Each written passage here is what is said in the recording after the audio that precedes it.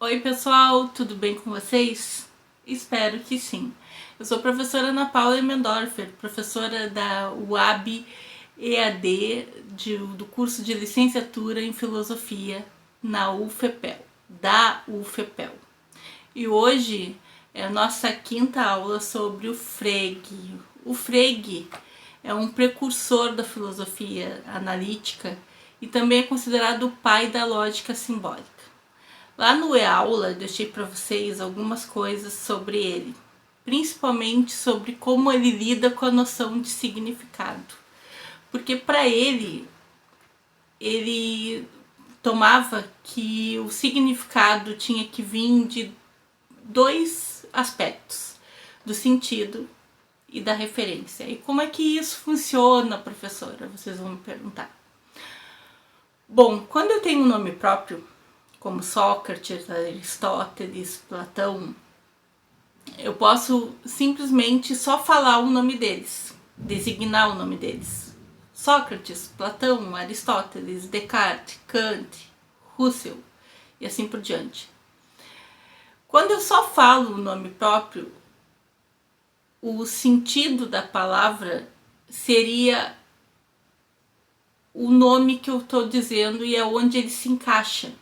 Como assim, onde ele se encaixa? Se eu disser Sócrates é um filósofo, então ele se encaixa no conceito, no grupo dos filósofos, certo? E assim como todos os outros. Mas se eu disser para vocês, por exemplo, Platão, quem escreveu a República? Quem escreveu a República foi Platão. Aí eu digo que ele, além de ser filósofo, ele também escreveu a República e tantos outros livros e diálogos. Mas aí, como que Frege partiu de tudo isso? Bom, ele partiu de uma relação, da relação de identidade que ele não compreendia bem. Na realidade, primeiro o Frege queria transformar a lógica na matemática. Ele dizia que a gente poderia traduzir a lógica na matemática. Até aí, tudo bem. Mas ele achava que os próprios matemáticos, por que ele achava isso? Que os próprios matemáticos não sabiam sobre aquilo que eles trabalhavam, como a noção de número, por exemplo. E aí o Frege, para deixar essa relação de identidade mais específica, mais compreensivo, ele trabalhava com a noção, com as duas noções. Quando ele fala, por exemplo, A igual a A ou A igual a B. Então, o que ele quis dizer com isso? Ele dizia que se eu disser A igual a A, eu não estou falando, não estou dando uma noção muito além daquilo que está sendo colocado. Ana Paula igual a Ana Paula. Bom, quem me conhece dentro do meu contexto sabe que eu sou igual a eu mesma. Essa é a noção de identidade. Só que se eu falar Ana Paula é professora de filosofia, a mesma coisa. Para o meu contexto, as pessoas terão outra informação sobre eu, ou seja, sobre mim, que eu sou professora de filosofia. E podem falar outras coisas também. A Ana Paula é casada com Felipe, a Ana Paula tem 2 pets, o Snow e a Pretinha, e assim por diante. A Ana Paula mora em Rio Grande, a Ana Paula é cunhada do Rafael. Quanto mais informações tiverem a meu respeito, mais vão saber quem eu sou. Assim é com todo o resto. Então, quando eu falo Ana Paula é igual a Ana Paula, segundo Frege, é como se eu não estivesse dizendo, como se eu estivesse falando uma tautologia, uma coisa é igual a si mesma e não tem que dizer daquilo ali. Agora, Ana Paula igual a professora de filosofia, estou dando outra informação. Ana Paula igual moradora de Rio Grande, estou dando outra informação. Ana Paula igual fez mestrado e doutorado na Unicinos, estou dando outra informação. E aí, como eu disse para vocês, para quem me conhece, dentro desses contextos vai ficar compreensivo quem é a Ana Paula, assim como com todo o resto. E aí o que o Frege dizia?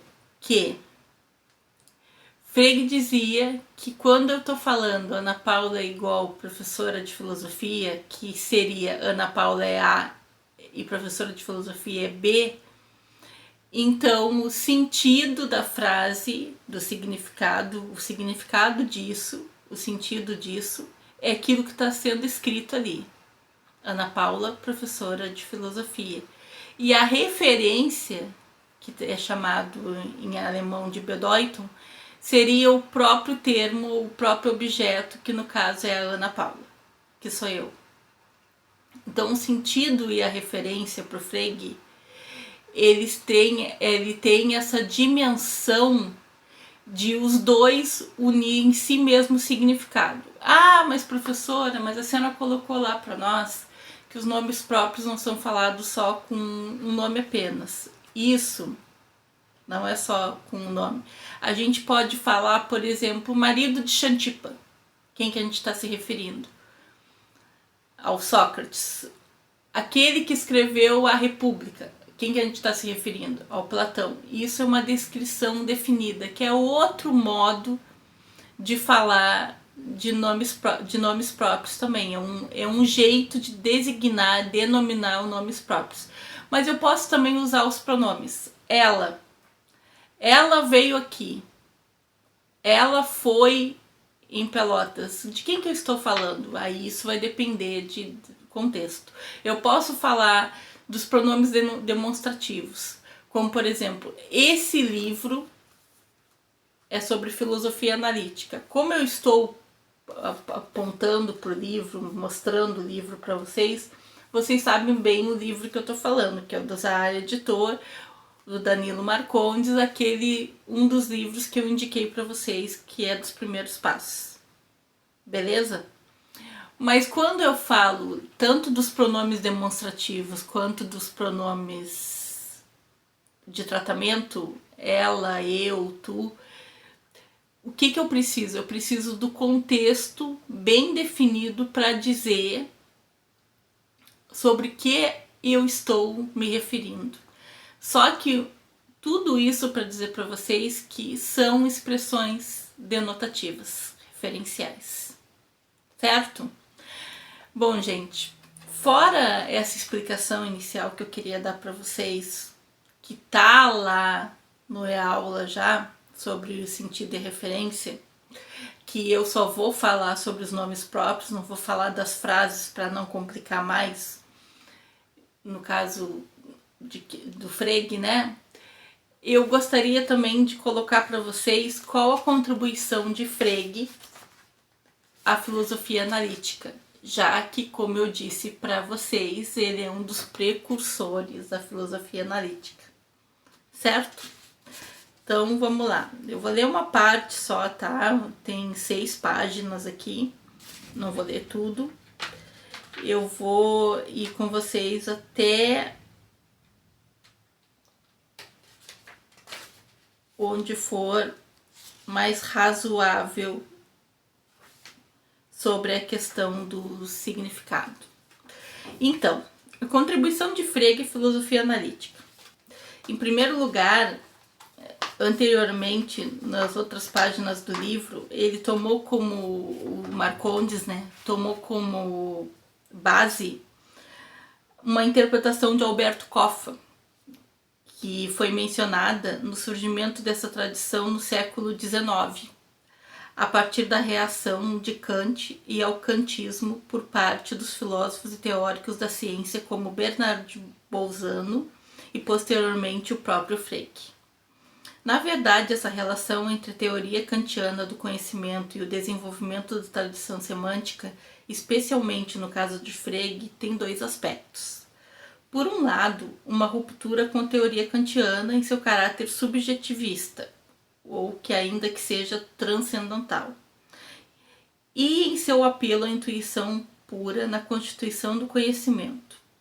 E por outro lado, uma influência positiva dessa teoria na crítica da razão pura, da primazia do juízo sobre o conceito na formulação da teoria do significado de Frege. Examinemos melhor agora esses 2 aspectos. Bom, começamos então com Frege. Já que a maioria dos seus intérpretes na tradição analítica, tais como Michael Dummett e o próprio Alberto Coffa, o consideram um dos principais inspiradores dessa tradição e um dos filósofos cuja obra marca o surgimento da filosofia analítica da linguagem. Eu já falei para vocês no meu primeiro vídeo que é correto dizer que toda filosofia analítica é filosofia da linguagem, mas nem toda filosofia da linguagem é filosofia analítica. Então, aqui, o Frege foi um dos primeiros que fincou o pé ou que colocou a bandeira na filosofia analítica, certo? Frege pode ser considerado um dos maiores lógicos do período contemporâneo, sendo o criador do que hoje conhecemos como cálculo proposicional e cálculo dos predicados. O primeiro grande desenvolvimento na lógica desde a teoria do silogismo de Aristóteles, a base de assim chamada lógica matemática que se desenvolve no século XX. É aquilo que eu falei para vocês. O Frege, gente, ele queria traduzir a matemática na lógica. Frege foi também um importante filósofo da matemática e seu programa de fundamentação da matemática na lógica, o logicismo, teve grande influência no início do século XX. A outra coisa que eu gostaria de dizer para vocês, as frases de Frege, elas não são frases declarativas assim como sujeito e predicado.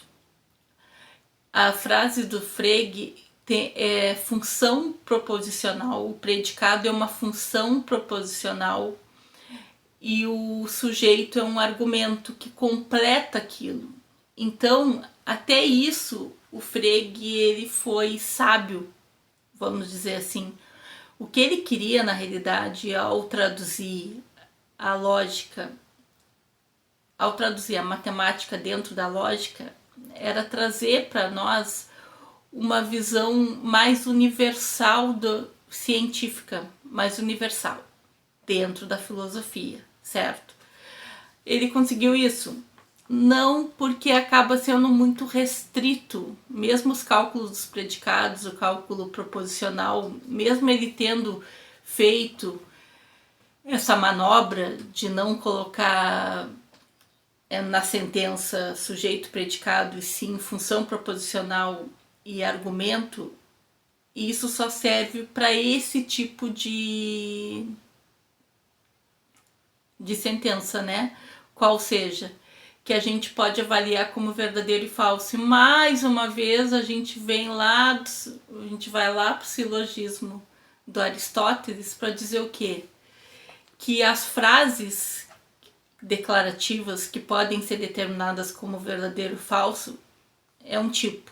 Mas há outros tipos de frases que também entram nas argumentações, frases interrogativas, frases exclamativas e assim por diante. Por isso que mais adiante a gente vai trabalhar também os atos de fala do Austin, certo? Então, vamos procurar examinar, contudo, na sua contribuição especificamente à filosofia da linguagem, filosofia analítica, né? Sobretudo sua discussão com o problema do significado, que constituiu um dos principais pontos de partida para o desenvolvimento da teoria semântica.